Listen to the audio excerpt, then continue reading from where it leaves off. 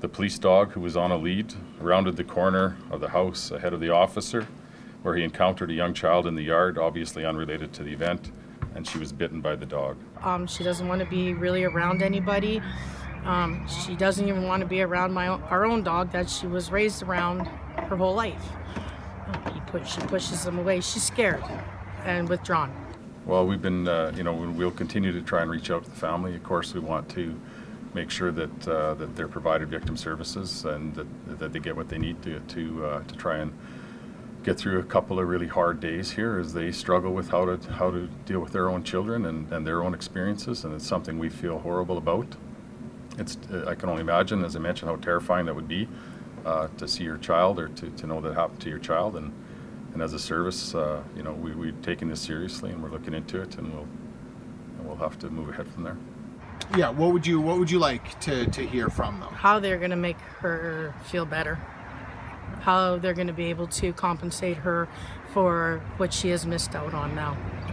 I'm a parent. Many in the room here are parents too, and the first thing that we want to do is make sure our child is okay. There's a lot of emotion at the time. I know the handler was there and then felt it best that he remove himself from that situation as soon as he could and let the family deal with the emotion. There were other members present that were there, and I know the chief has tried to reach out to the family. Other members have tried to reach out to the family as well. So, we're deeply sorry for this incident, and I'm sure if the member had an opportunity, he would express those same sentiments. I think that if the police service has a tool like a dog, we're responsible for the use of that tool, and certainly would be accountable for the use of that tool. It's not a pet. This is a working dog. It's trained to track. It's trained to protect the handler. It's trained to do the things it was doing. It acted outside of that training, and that's what we're investigating. To be missing out on 2 weeks of school, her graduation, her field trips with her friends, swimming, just basically all around. Kids should have fun, and she won't be for her whole 2 weeks until she heals. The dog involved is a 3-year-old Belgian Malinois that has been active for the past 10 months, and he has been removed from service. A bite like this is obviously not what the dogs are trained for, and so the incident will be reviewed to determine exactly what occurred. We've asked our training unit to assess the dog, including his history and training, so that they can provide recommendations on next steps.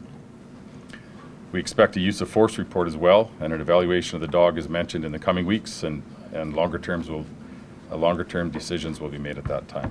I feel that, no, the dog should not get put down. It's a dog. He was doing his job. I understand that. I think it was the handler's fault.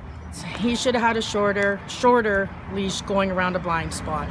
We're pretty early to start talking about options for the dog. I think what we'd like to do first is, take step by step. And the first thing was to remove him from immediate duty, and then to start to evaluate his training and his behavior and take it all into account in context with the use of force review and all the rest of the investigative steps, and then we'll have an idea of what the recommendations are and what our options are at that point. So right now I think we're a little early to start looking at options.